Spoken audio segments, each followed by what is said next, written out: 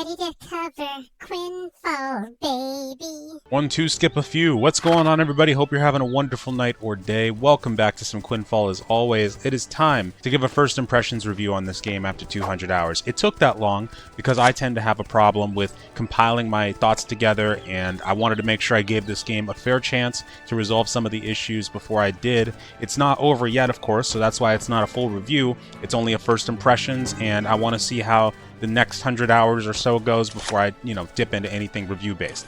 Now, I want to preface this by saying that, firstly, I'm somebody who's easily pleasable. Okay, this was double confirmed by my ex-girlfriend, and I'm somebody who was screaming like a little schoolgirl 24 hours ago because I saw Galactus pop up in the Fantastic Four trailer. Still waiting on Blade Marvel. But anyway, to further extend that point, I'm somebody who covered and enjoyed the idea of Chronicles of Illyria, full stop. I'm somebody that covered and enjoyed Bless Online, mostly in the Japanese version, but a little bit when it did come to the West. It was still very inferior to the other one, though. I backed several crowdfunding games with the hopes that they'd eventually come out, like Pantheon. Thankfully it did. Didn't back Star Citizen or Ashes, but that's mostly because Chronicles was advertising their Kickstarter at the time. And I've played and enjoyed some janky MMOs in my time, very subpar ones as well, like Astelia Online. But I just wanted to give you an idea of who you're working with. I'm somebody that could take a look at Mortal Online's mixed reviews at the Steam launch and be like, hell yeah, I want to try this, and I'm very freaking glad I did. But I digress. We're here to talk about Quinfall, so let's get started with this one. So it's no secret that Quinfall has had its fair share of issues over these past 13 days. If you're not familiar with this game, it is a massively multiplayer online role-playing game developed by Valreek Technologies, a very small studio that's based out of Turkey. They did have a previous title under their belt called Kyra Online, which was used as the baseline for this game as I understand it. It never made it out of the beta phases, but it was available for a small time locally to the Turkish audience. There's been a lot of controversy around this game and the company because, one, the majority, if not all of the assets in the game are store-bought. AI was also heavily used during the development phase and is still being used as I understand it, and there's a great deal of things in the game that aren't working properly or are poorly designed at the moment. So you must be asking by this point, why are you able to enjoy this game? Why are you giving it a positive review? Well, I'll tell you why. In a short sentence, over the past couple of years, I've been extremely bored with the majority of the modern day MMOs. I've been severely burnt out on Guild Wars 2 since Path to Fire. I can't play ESO anymore without wanting to puke. I can't even make it past the character selection screen in World of Warcraft after I've already reinstalled all of my add-ons, by the way. I have PTSD from that stupid freaking Black Spirit in BDO from all the enhancement, RNG, and monetization issues I had in that game. Arcade was the king at one point, but Tryon had to go and ruin it by throwing Thunderstruck trees in the cash shop. So all in all, I've burnt out on the majority of them, and I've just been waiting for something fresh like quite a few people. We've just been nomads these past few years, and this game, when it came out, and now that I'm actually playing it, it has reinvigorated me and wanted me to enjoy MMORPGs again. It has caused me to get up in the middle of the night before work and actually get back on the grind. It has caused me to dream about it. Like, even though there are things that don't work, there are things that definitely do. So starting off, one thing that you'll notice right away with this game almost is that a lot of the systems and a lot of the way that it functions is very similar to BDO. If you just take one look at the map, you can recognize BDO immediately. The different mob camps and just the design of the map itself, it's BDO, right? So I consider this game a mixture between BDO and Arcade. I like what I saw in Discord a couple of days ago where somebody said that BDO and Arcade had a love child, and that's something that I think really speaks to me because I absolutely loved BDO when I played it. I loved the mindless grind. I loved how beautiful and well designed some of the systems were, but one thing I didn't like was the RNG, the enhancement system, the monetization as well, and the combat. In some cases, I really didn't want it to be as fast as it was. Like, I loved playing a Musa in that game, but zipping and diving around the battlefield, although it was fun at the time, it's not really something that I like the idea of anymore. This game is more slow-paced, but the combat is very similar in a way, and I'll show you some footage on screen. You'll notice that the combos weave extremely well together, and I feel like it has more, weight to it, if that's the right way to describe it. But the PVE progression system largely consists of grinding on these mob camps. You'll also have some main quest lines in the early stages, although there's no cutscenes outside of the very beginning of the game when you're in the character selection. And you will have dungeons you can do, which are working, but the rewards, at least on the party-based side of it, aren't that impressive at the moment. But for doing them on individual level, you can get some pretty decent rewards, especially recommended to do them at level 50. Although the difficulty level is a little questionable right now because the very hard difficulty is extremely easy to do, except for the bosses on a couple of the dungeons. There's 4 available right now. You also have access to world bosses. These have been spawning and people have been doing them already. I heard that people took on the dragon boss recently, which I did not get a chance to jump into, dang it. People have been killing the Titan Seal boss on repeat. I just fought the Arrow Forge boss yesterday, but I realized that apparently you can't actually attack it with melee attacks, but which makes sense based on like how it looks, but like I didn't actually expect it to not be attackable by melee. It was ranged only. That was extremely interesting. And then the Kraken spawns out in the ocean, so you have to build boats and sail over to fight it. There's also the open world rifts, which if you played New World, they're just like the corrupted portals, and those are the majority of PvE based things that you'll experience when you're on your way up to level 50. The game also has a very in-depth crafting system, although it does need to be tweaked. Right now the crafting experience is working in a little bit of a backwards way. The tier 1 armor, for example, takes 3 seconds to craft and gives you 20 armor smithing XP, whereas when you get to tier 2, this armor takes about 30 to 40 seconds to craft and only gives you about 48 XP. And on top of that, it also takes tier 2 mats, which are more expensive, so it's not really worth leveling on those. That's caused the tier 1 mats to be more expensive, like the turtle shells in specific, which are like the main resource for crafting that tier 1 armor. The lower quality turtle shells are selling for like 3k right now, which is an insane price. I mean, even though money is easy to make in this game, it feels like it should be lower than the medium quality, right? So that's something that definitely needs to be tweaked, but there's a lot of options here. So you've got woodcutting, mining, harvesting, fishing, hunting. You got cooking, as far as crafting goes, you got cooking, alchemy, weaponsmithing, armor smithing. For property, which is like renting land or building out in the open world, you have husbandry and farming. For caravan stuff, you got caravan carrier for land caravans, caravan thief for stealing those, sea merchant, which yes, there's a naval system, and pirating for stealing those. You've also got treasure hunting, which is out currently. Transporting is going to allow us as players to pay other people to be transported to a specific location, basically going to be fantasy Uber. And then foreman is going to allow us as players to sign up to be laborers, to take on contracts from other players, like to do field maintenance for farming, husbandry, and then also in the future they plan to have a real market system so that you can set up stalls and players will be able to run that too. There's also a system for renting houses in this game, and you can go inside and put furniture in them and also workbenches. I'll show you in just a second here. So for me, I've only got the basic benches in here, but I use this for crafting.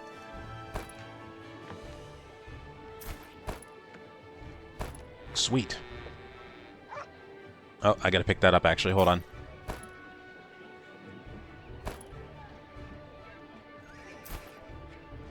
There we go.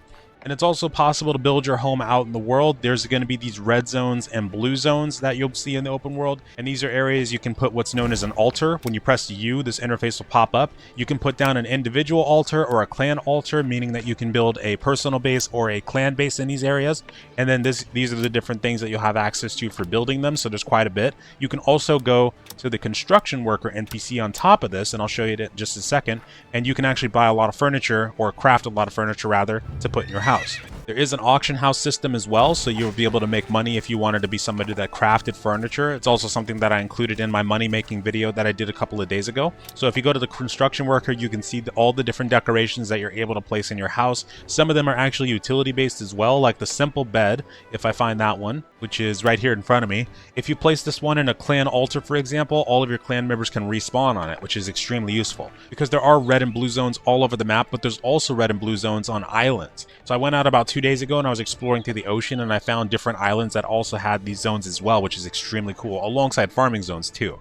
Now, the reason there's red and blue zones is because blue zones act as safe zones whether you're on channel 1 or 4, because by the way, there's a PvE channel and a PvP channel, but the red zones act as areas where you can actually have your buildings broken into and stuff stolen if you put stuff in them. But when you have your altar in a red zone, you get profession XP bonuses within a 5-kilometer radius, you get weapon experience bonuses, and a character level experience bonus by just farming in that area. Also, if you decide to build and craft inside of one of these red zones, you can actually get a bonus to that too. It was able to skyrocket my armor smithing XP from about 20 to 26 in a day. Also, there are benefits to being either on channel 1 or 4. Channel 1 is for PvE, channel 4 is for PvP.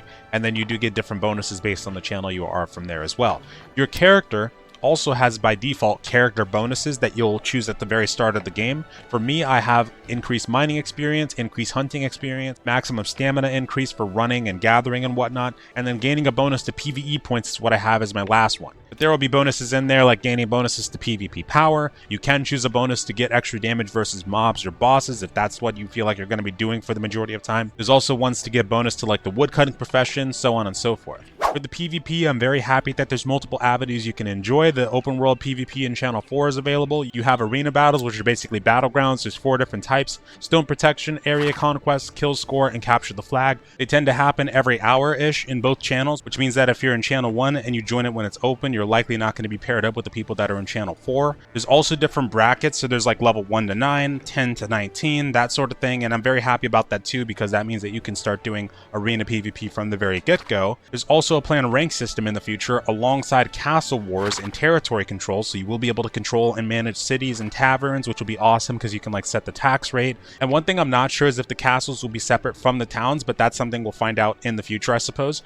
There's also already leaderboards, however right now only the clan PvP points and clan PvE points are working. The other ones aren't really working yet, but when they will be, there's planned rewards alongside these rankings as well. The problem I do have, which I think a lot of people have with PvP at the moment, is there's really only 4 classes that are dominating at the moment. Actually, no, there's 3, I'm sorry. There's Spear, Two-Handed Sword, and Staff. The other ones, sometimes I hear mixed feedback about Bow and Life Staff, and they may actually be really good in PvP as well, but these are definitely the top 3, the Spear, the Two-Handed Sword, and the Staff. The Staff especially is really good in those arena fights because, like I showed you earlier, a lot of them are objective-based, and all you really have to do with the Staff is wait for people to try to get on the objective, and then start popping your free skill to lock people in place and AoE everybody. Right now, there's no crowd control breaks or diminishing returns, so people can just continually stun you, especially if they have multiple staff users on their team. One thing I do like about using the Warhammer is our Cleansing Slam actually does prevent you from being CC'd for that 10 to 15 seconds, because the negative effect prevention does count for stun as well, but that's a 90-second cooldown, so that's not something you'll be able to pop all the time. Some of the other weapons don't really have any hard CC at all, like the Dual Axe, for example. I played it early on and I really enjoyed it up until like around level 40 plus. At that point, it started to fall off heavily in PvE. The Vortex skill is actually not working at the moment in PvP, but other than that, they don't really have any CC-based abilities that they can use to lock people down.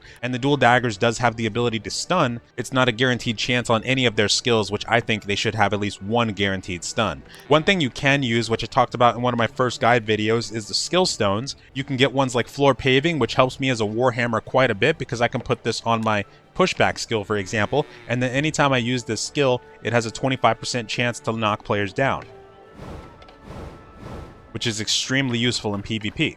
So that does help, but there's definitely skills and systems on the weapon side that need to be tweaked, because right now there's a major imbalance between all of them. I'll jump over to the cash shop soon, but I'd like to talk about the optimization and the server stability. During the first week of this game being announced, like I said, there was no secret that there was a lot of issues early on. The game got mostly negative reviews, partly because some people just didn't like the game. There's some jank to it, some of the systems feel unfinished, but in my opinion, the majority of those reviews came from the server stability during those first few days. It was really bad because we had constant server crashes across the board. When you finally got into the game, NPCs weren't spawning, we couldn't do the first quest line, for example. The mobs weren't dropping loot, and it was an absolute mess. Over the first couple of days, it seemed like they were scrambling to try to discover a fix. People were getting extremely upset. Around day 4 or 5, they started to give us more information, and they stated that the servers had actually been getting DDoSed, but they were trying to work with the cybersecurity team to fix it as soon as possible. Fast forward a day or two later, they started to introduce a server queue, which was a good idea, but it made the servers incredibly unstable. North America, to be exact, which is what I'm on, was extremely unstable right after this update, but before that was actually doing better. And a day past that, they introduced a new server for each of the regions, so we have North America, Asia, and Europe,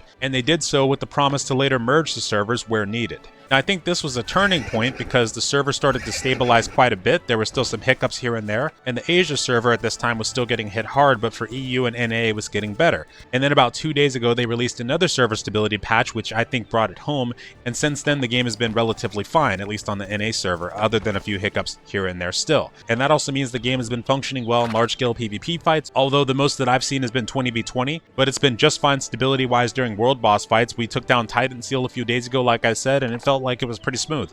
So all in all, other than the first week, I think that the game has been doing pretty well as far as the server stability goes. I'm running on Ultra right now and getting about 80 FPS, although the past day I have been getting some drops in frames, which has been pretty annoying, but it's bearable. It does seem like they're working their hardest to fix all these issues. It seems like they're trying to communicate in Discord when they can, and not just the community manager, but the developers themselves are jumping in and trying to communicate with people, answer questions, that sort of thing. So I do give them a little bit of slack for the issues that are going on. Like I said in the beginning, they're a small team. This is the first MMORPG that they're fully trying to make. So I do give them a little bit of slack for the issues that are going on because, like I said in the beginning, they're a small team. This is basically their second game that they've tried to design, first game to come to full release. So I think a little bit of slack is warranted, but again, take my word word with a grain of salt, like I mentioned in the beginning. Now we're moving over to the cash shop, which I did do a full review of a couple of days ago, so if you want to get a deeper look at that, please go check out that video when you can. But the cash shop is very similar to BDO, to give a quick reference on it, although it does have less predatory monetization than it, thank goodness. You'll quickly notice that there's different weapon skins.